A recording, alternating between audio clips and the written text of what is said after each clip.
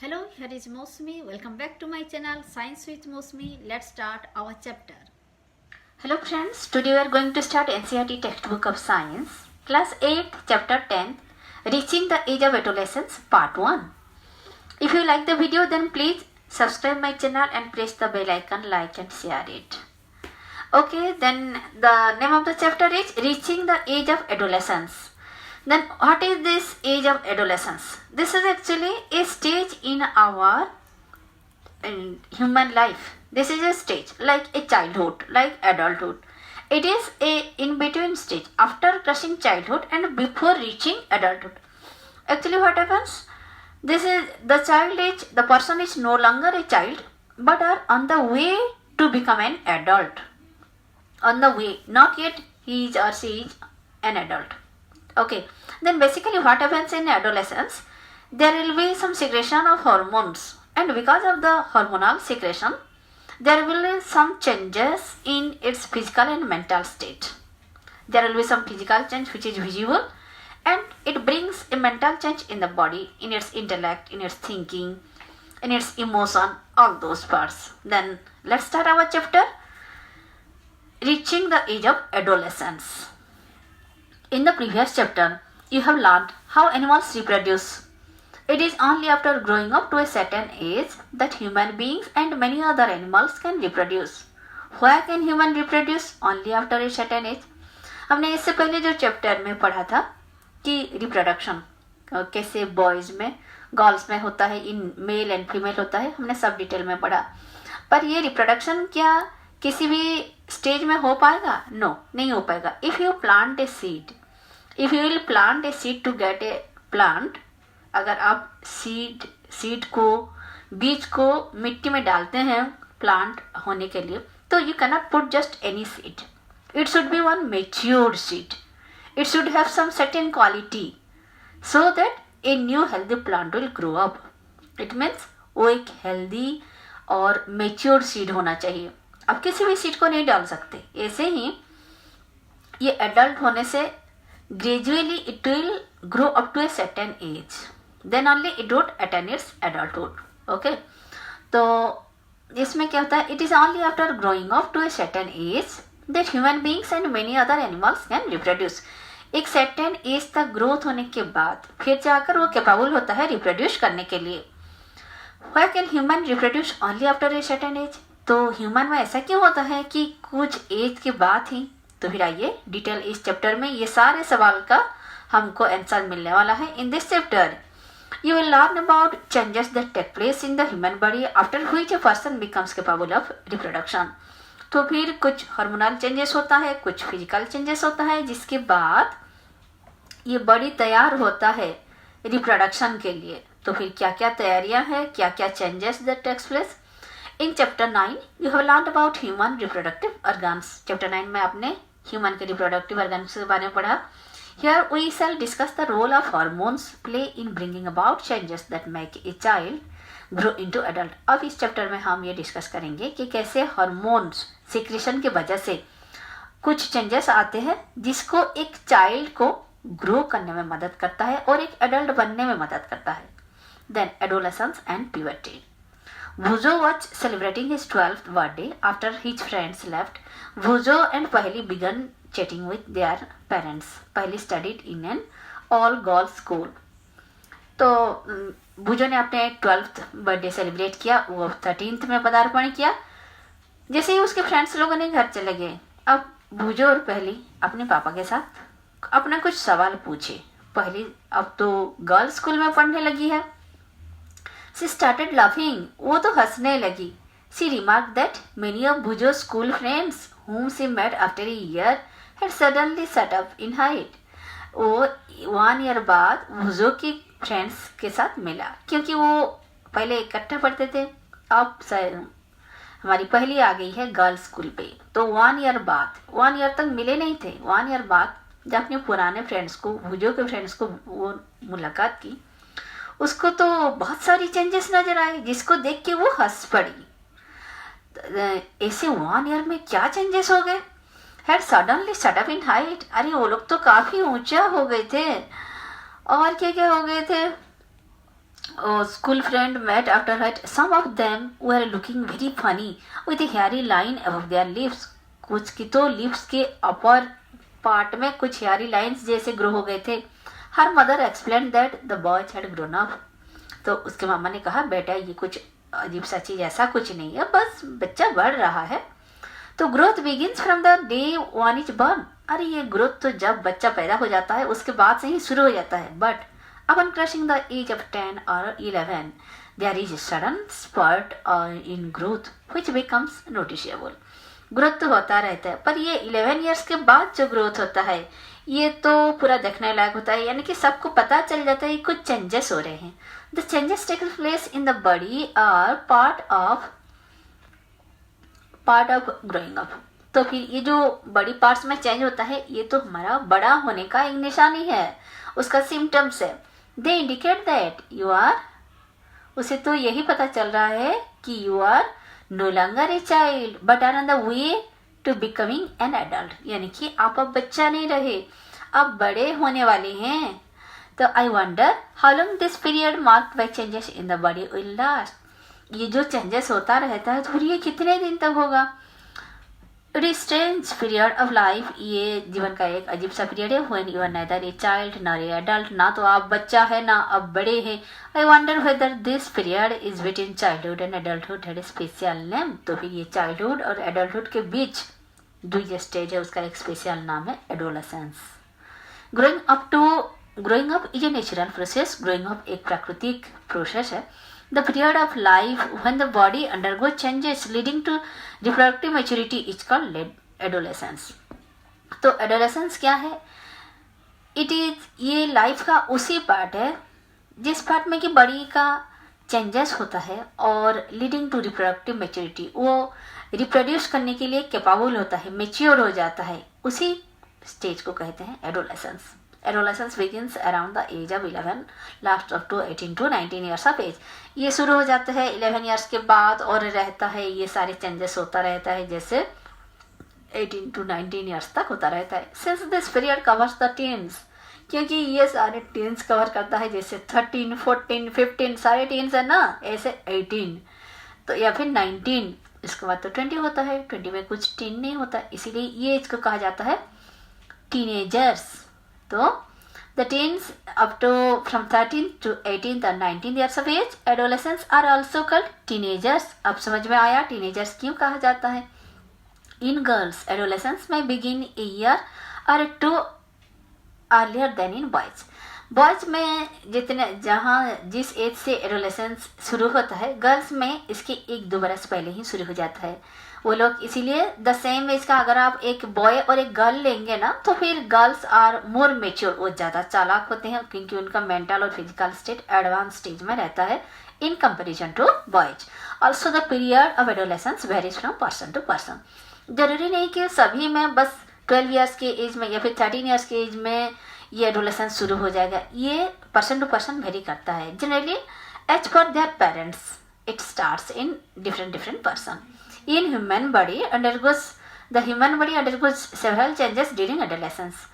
तो adolescence के period में बहुत सारी चेंजेस होते हैं. These changes mark the onset of puberty. तो इसी के साथ जैसे कि मेच्योर्ड होना शुरू हो जाता है. The most important changes which marks puberty is that boys and girls become capable of reproduction. Puberty होने के बाद ये तो श्योर है कि बॉयज और गर्ल्स रिप्रोड्यूस करने के लिए कैपेबल हो जाते हैं, यानी कि उनका बॉडी एलिजिबल हो जाता है कि they can reproduce their offsprings. तो puberty ends when an adolescent reaches reproductive maturity. ये प्यूबर्टी में जो चेंजेस होता रहता है और एडोलेसेंट पीरियड जो कंटिन्यू करता है, ये एंड होता है कहाँ? जब उनका रिप्रोडक्टिव मैच्योरिटी अटेन करते हैं. ठीक है, तो फिर पहली एंड भुजो realize that sudden increase in height and hairy line above the lips in boys are signs of adolescence. They wanted to know more about other changes at puberty. तो फिर ये सारी चेंजेस होते हैं कि जैसे अचानक हाइट में बढ़ोतरी हो जाना और एक जैसे हेयरी लाइन अपर लिप्स के ऊपर हो जाना, ये सारे एडोलेसेंस के सिम्टम्स है. और क्या क्या है changes at puberty? Basically 3 changes के बारे में हमारे यहाँ कहा गया है. फर्स्ट होता है increase in height. The most conspicuous change during puberty is the sudden increase in height. तो ये एक बहुत ही यानी कि पता चलता है, आँख को दिखता है कि अरे हाँ कितना चेंजेस आया है. तो ऐसे ही है sudden increase in height. Height में काफ़ी चेंजेस होता है बहुत कम ही दिनों में. At this time the long bones that is the bones of the arms and the legs elongate and make a person tall. तो फिर हमारे आर्म्स लेग्स का जो बोन्स है वो पूरा लंबा हो जाता है, एलोंगेट हो जाता है, और वो छोटा सा जो कल का चाइल्ड था वो अपनी लंबाई में कद से बहुत बढ़ जाता है. The following chart gives the average rate of growth in height of boys and girls with age. तो फिर बॉयज और गर्ल्स का इस ग्रोथ रेट किस हिसाब से कौन सा एज में कितना बढ़ने का चांसेस है, इसका एक चार्ट दिया गया है. The figures in column 2 and 3 give the percentage of the height a person has reached at the age given in column 1. तो किसको कितना ईयर्स हुआ और उसी ईयर्स में उसका कितना बढ़ने का चांसेस है वो कलम 2 और 3 में दिया गया है. अब उसका एक कैलकुलेशन कर सकते हैं.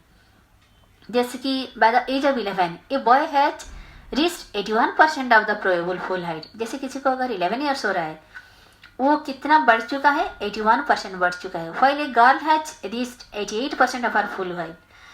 और 11 ईयर्स का एक गर्ल है तो वो अपनी बढ़ने का 88% हिस्सा बढ़ चुका है. तो this figures are only representative and may not and there may be individual variations. ये ऐसा नहीं कि सभी के लिए ऐसे ही होगा, किसी किसी में ये वेरी करता है, अचानक से किसी भी एज में बढ़ जाते हैं. तो फिर use the table for your friend and work out how tall they are likely to be. Find out who is likely to be.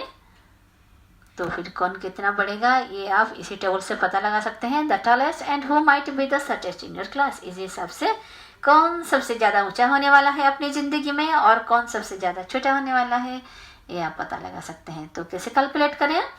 Calculations for full height. जैसे आप आइए 13 के एज में जैसे बॉयज़ का 88% बढ़ोतरी और गर्ल का 95% बढ़ोतरी हो चुका होता है.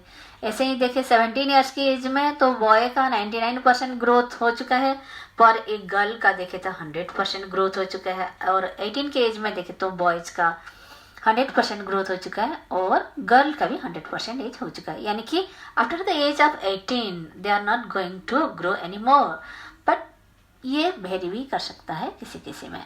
Okay, calculation for full height in centimeter. Present height in centimeter by percentage of full height at this age into 100 as given in the chart. जैसे कि एक जगह एग्जाम्पल दिया गया है, किसी बॉय का एज अगर 9 ईयर्स है और उसका हाइट 120 सेंटीमीटर टॉल है तो end of the growth period ही इज लाइकली टू बी, वो कितना ऊंचा होने वाला है. तो फिर इसका कैलकुलेशन ऐसे रहेगा 120 उसका हाइट हुआ और नीचे क्योंकि वो 9 ईयर्स का है वो 75% ग्रो कर चुका है.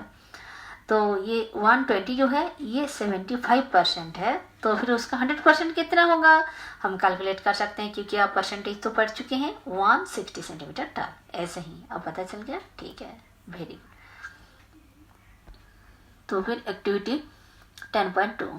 Use the data given in activity 10.1 to draw a graph. Take is of the X axis on the x-axis and percent of the growth in height on the y-axis. y-axis में आप percent of growth in height लेना है और x-axis में age लेना है आपको.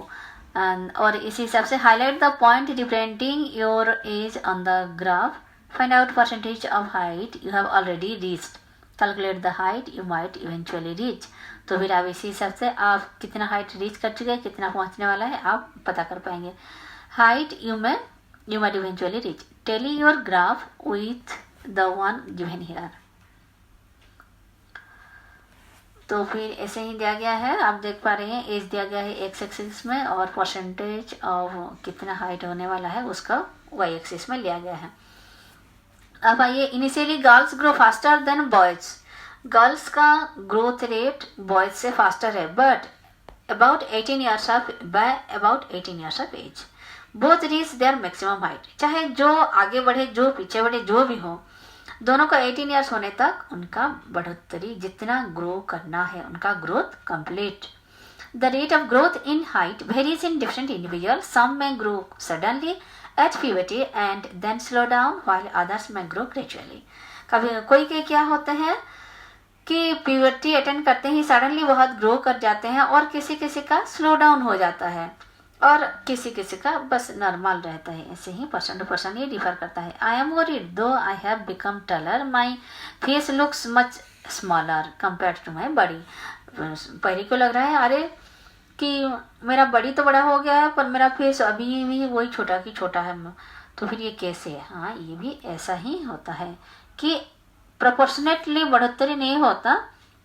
किसी किसी पार्ट ज़्यादा बढ़ जाता है, किसी किसी पार्ट कम. पर ये जो कम ज़्यादा का डिफरेंस है ये ज़्यादा दिन तक नहीं रहता, सारे फिर बाद में मेकअप हो जाता है. There is no need for पहली टू ओरी. पहले को ओरी होने की कोई बात नहीं है, कोई ज़रूरत नहीं है. All parts of the body do not grow at the same rate. सारे हमारे बॉडी पार्ट्स एक प्रोपोर्शनेटली नहीं बढ़ सकते हैं. Sometimes the arms and legs or hands and feet of adolescent look oversized and out of proportion with the body. कभी कभी इतने लंबे लंबे हाथ और पैर हो जाते हैं कि लगता है कि जैसे वो तो ज़रूरत से ज़्यादा बड़ा हो गया है, ओवरसाइज हो गए. But Son the other parts catch of and result in proportionate body. पर अदर पार्ट्स फिर उसका प्रोपोर्शनेट बॉडी करवा ही लेते हैं. You must have noticed that height of an individual more or less similar to that of some family members. तो फिर बच्चों का जो हाइट होता है वो ज़्यादातर अपने फैमिली मेम्बर्स के हिसाब से रहता है, या फिर मम्मी से मैच करता है या फिर पापा से मैच करता है generally. This is because height depends on the genes inherited from parents. क्योंकि हाइट के लिए जो जीन्स है वो अपने मम्मी पापा के जीन्स का इनहेरिटेड है. It is however very important to eat the right kind of food during this growing year. चाहे जो भी हो, आपको क्या करना है वो है आपको राइट काइंड ऑफ डाइट लेना है, राइट काइंड ऑफ फूड खाना है, विटामिनस फूड, न्यूट्रिटियस फूड लेना है ताकि आपका हाइट वेट सारे सही रहे और आपका ग्रोथ अच्छा रहे. This helps the bones muscles and other parts of the body get adequate nourishment for growth. इससे आपके बॉडी पार्ट्स को अच्छा नरिशमेंट मिलेगा. You will find nutritional needs of adolescents discussed later in the lesson. आप उसके कैसे कैसे diet लेना चाहिए, क्या खाना चाहिए, वो बाद में दिया गया है, आप डिस्कस कर सकते हैं. Change in body shape. तो फिर सेकंड चेंज क्या है?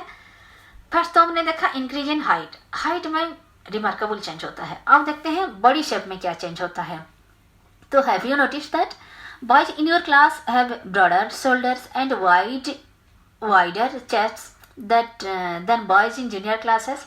जैसे वो पहले क्लासेस में थे उनका जितना था, अभी अपर क्लासेस आ जाने के बाद उनका शोल्डर ब्रॉडर हो गया है, चौड़ा हो गया है और उनका सीना भी बड़ा हो गया है, चेस्ट भी. तो this is because they have entered the age of puberty when shoulders generally broaden as a result of growth. क्योंकि वो प्यूबर्टी अटेंड कर रहे हैं, इसी बढ़ने का टाइम है, इसीलिए उनका ये सब चेंजेस हुआ है. In girls the region below the waist becomes wider. और गर्ल्स में क्या चेंजेस आते हैं? द वेस्ट के नीचे वाला हिस्सा वो थोड़ा ब्रॉडर चौड़ा हो जाता है. In boys the muscle of the body grow more prominently than in the girls. और मसल की बात है तो बॉयज में तो मसल बहुत अच्छा से बढ़ोतरी होता है, पर गर्ल्स में ये चीज़ इतना नहीं होता. Thus changes occurring in adolescent boys and girls are different. इसी हिसाब से मोटा मोटी देखा जाए तो एडोलेसेंट पीरियड में गर्ल्स में जो चेंजेस और बॉयज में जो चेंजेस होता है वो सेम नहीं होता, अलग अलग प्रकार के चेंजेस आते हैं दोनों में. अब देखते हैं वॉइस चेंज. तो फिर हाइट चेंज, बॉडी शेप का चेंज हुआ. अब वॉइस चेंज. तो वॉइस चेंज कैसे होता है? Did you notice that sometimes we the voice of some of the boys in your class cracks. तो फिर आपके फ्रेंड्स लोगों का कुछ का वॉइस ऐसे गाँव सुनाई देता है, हम बोलते हैं अरे तुम बोल रहे हो या कोई और. पीछे से अगर वो बोल रहा है तो हमें पता नहीं चलता कि वो पहले वाला वही फ्रेंड है, क्योंकि उसका वॉइस में काफ़ी चेंजेस आ जाता है. कैसे? At puberty the voice box or the larynx begins to grow. तो ऐसे प्यूबर्टी आने से हार्मोनल सिक्रेशन होता है और वॉइस बॉक्स जो है जिसका अलग नाम है और एक नाम है लैरिंग्स, तो फिर वो ग्रो करना स्टार्ट कर देता है, यानी कि उसका ग्रोथ शुरू हो जाता है. Boys develop larger voice boxes. तो बॉयज में ये जो वॉइस बॉक्स है ये बड़ा होने लगता है. The growing voice box in boys can be seen as a protruding part of the throat. और ये वॉइस बॉक्स, ये बढ़ता हुआ वॉइस बॉक्स तो लड़कों में आप देख भी सकते हैं. कैसे? उनके थ्रोट रीजन में. ये जैसे बाहर निकला हुआ एक पार्ट जैसे भी प्रतीत होता है। तो फिर उसे क्या कहते हैं? उसे कहते हैं आडम्स Apple.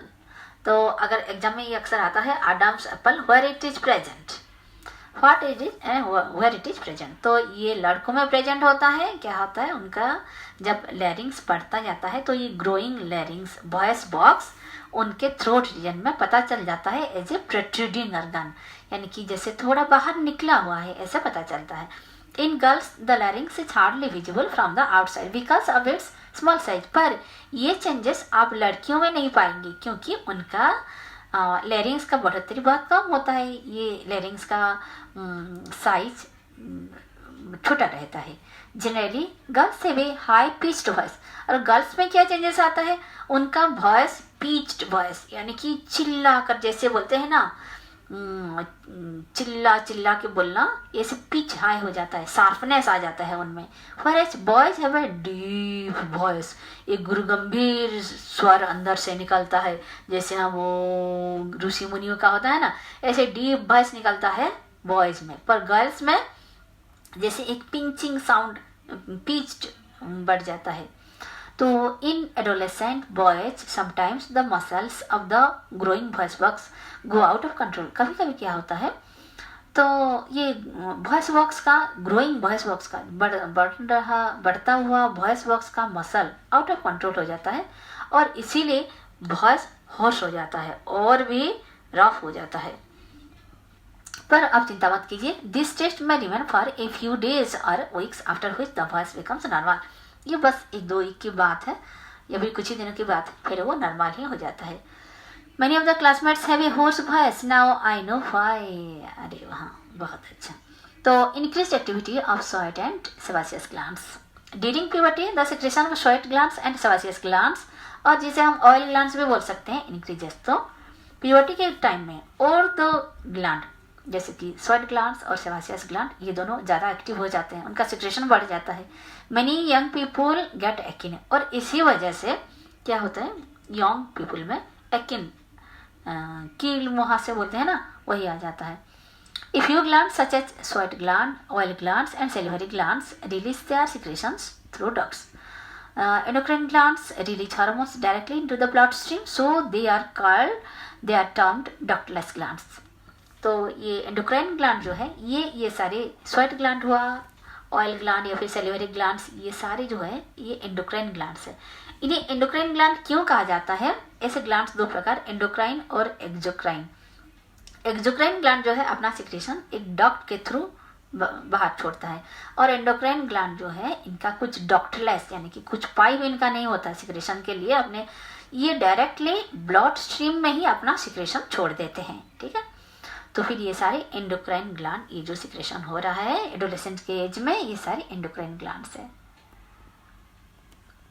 And pimples on the face at the same time because of the increased activity of these glands in the skin. तो ये सेबासियस ग्लैंड हुआ या स्किन में ये क्या करते हैं, ऑयल ग्लैंड्स ये सारे स्किन में ज़्यादा अपना एक्टिविटीज बढ़ा देते हैं, यानी कि ज़्यादा सिक्रेट कर लेते हैं, तो पिंपल्स एक्ने वगैरह निकल आता है। Development of sex organs. Look up figure 9.1 में 9.3 में ऑफ द प्रीवियस लेसन का अगर हम याद करें तो which says sex organs of human.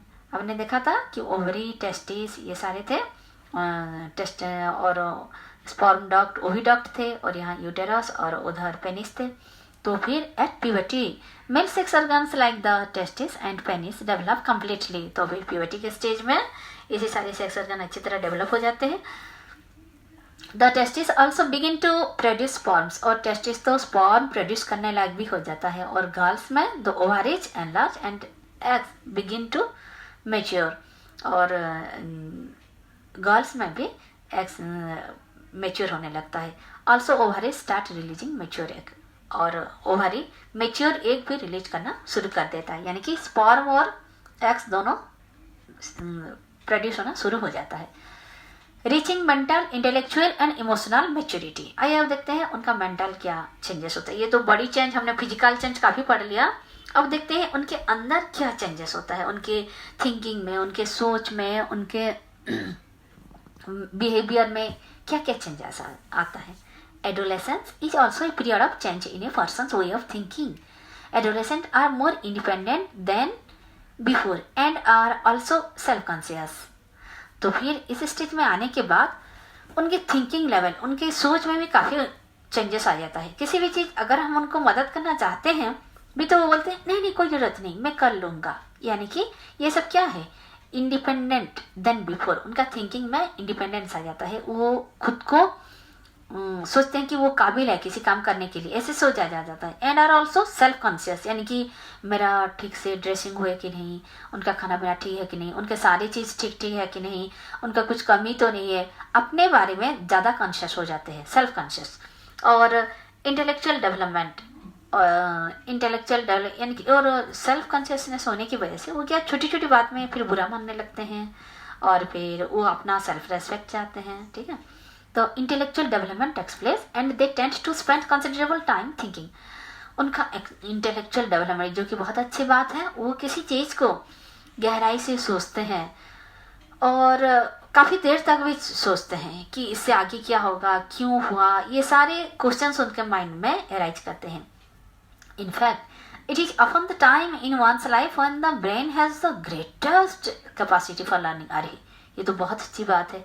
इसी स्टेज में उनका ब्रेन का सबसे ज़्यादा कैपेसिटी है लर्न करने के लिए. यानी कि कुछ भी उनको लर्न करने के लिए छोड़ दो, बस वो धड़ाक से सीख लेंगे वो चीज़.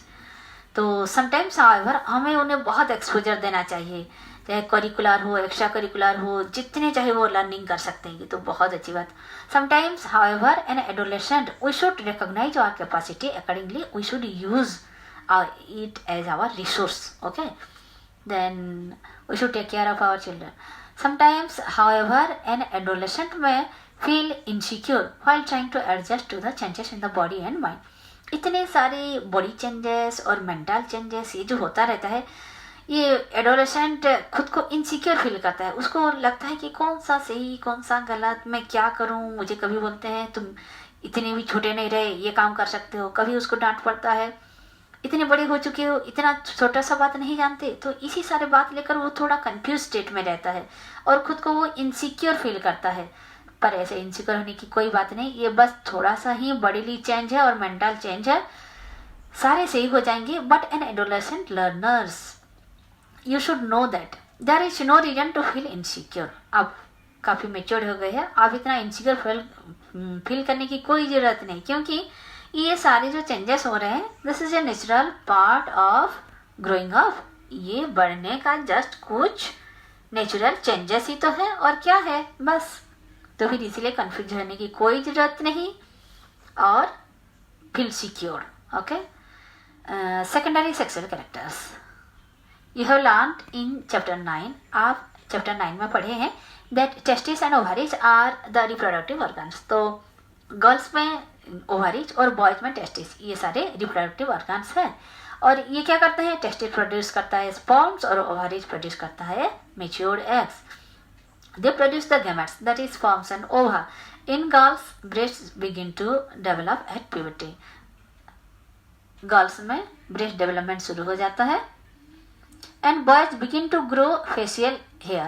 Boys में face में कुछ hairs आ जाते हैं. जैसे face में hair मतलब मस्टैक, बियर्ड, ये सारे हुआ ना, अपने मूंछ, दाढ़ी, ये सब निकल आता है. तो as these features help to distinguish, और इसी से the male from the female, they are called secondary sexual characters. इसे secondary sexual characters इसीलिए कहा जाता है क्योंकि ये डेवलप होने के बाद ये डिफ्रेंशिएट करता है कि ये मेल है और ये female.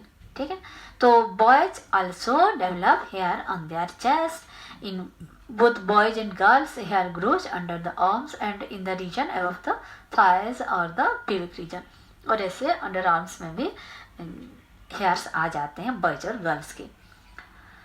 The changes which occur at adolescent are controlled by hormones. ये सारे जो चेंजेस आते हैं, बॉडीली चेंजेस या मेंटल चेंजेस, ये किसकी वजह से होता है आपको पता है?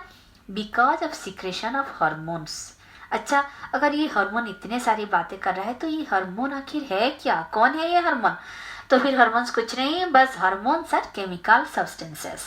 जैसे देखो, टैबलेट एक केमिकल है ना, तो आप एक टैबलेट लेने से आपकी बुखार ये सब ठीक हो जाता है, तो केमिकल्स का इफेक्ट है हमारे शरीर में. तो हार्मोन्स भी ऐसे एक केमिकल सब्सटेंस है. तो these are secretions from endocrine glands. और ये कहाँ से निकलता है, ये केमिकल सब्सटेंस आया कहाँ से, इसका फैक्ट्री कहाँ है, तो फिर ये एंडोक्राइन ग्लैंड सीक्रेट करते हैं और एंडोक्राइन सिस्टम इसको सीक्रेट करते हैं। तो फिर द मेल हार्मोन और testosterone begins to be released by the testis at the onset of puberty. जैसे ही प्यूबर्टी शुरू हो जाता है तो फिर टेस्टिस रिलीज करता है testosterone. This causes changes in boys about which you have just learn. तो फिर यही टेस्टोस्टेरोन सारे चेंजेस लाता है बॉयज में, जो कि आपने अभी अभी पढ़ा। For example the growth of facial hair once puberty is reached in girls. तो फिर जैसे कि उनका फेस का हेयर, मस्टैक है, बियर्ड, ये सारे निकल आते हैं। ऐसे ही गर्ल्स में female hormones ovaries begin to produce the female hormone or estrogen which makes the breast development. तो फिर ऐसे ही फीमेल में क्या होता है, ओवरीज प्रोड्यूस करता है फीमेल हार्मोन जिसका नाम है एस्ट्रोजन। याद कीजिए, ये बिल्कुल नहीं भूलना है कि मेल हार्मोन है टेस्टोस्टेरोन, फीमेल हार्मोन है एस्ट्रोजन। और ये एस्ट्रोजन का काम क्या है, ये डेवलप मिल्क सिक्रेशन ग्लैंड और मामरी ग्लैंड्स। ये मामरी ग्लैंड डेवलप करता है, ब्रेस्ट डेवलपमेंट में मदद करता है। और मामरी ग्लैंड कहाँ होता है, इनसाइड द ब्रेस्ट होता है। The production of these hormones is under the control of another hormone secreted from N endocrine gland called pituitary gland. और ये टेस्टोस्टेरोन हुआ, एस्ट्रोजन हुआ, ये कब सिक्रेशन होना है, कितना सीक्रेट होना है, ये सारी बात कंट्रोल करता है कोई और।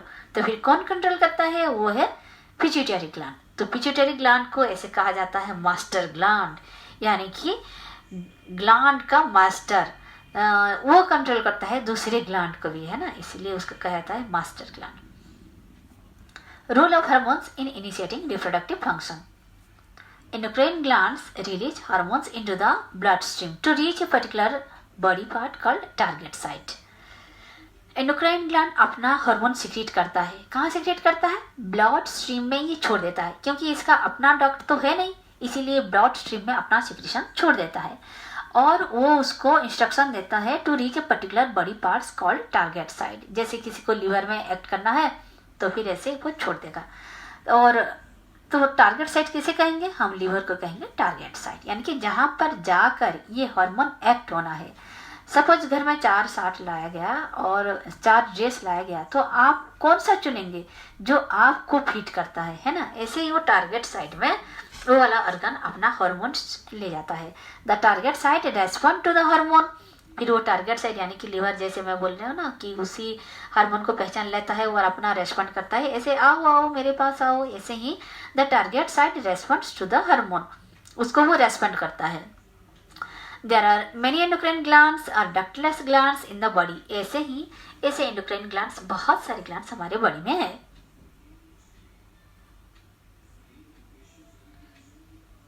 The testis and ovary secrete sex hormones. Testis और ओवारी हमारे बॉडी में सेक्स हार्मोन सीक्रेट करते हैं। You have just learn that these hormones are responsible for the male and female secondary sexual characters.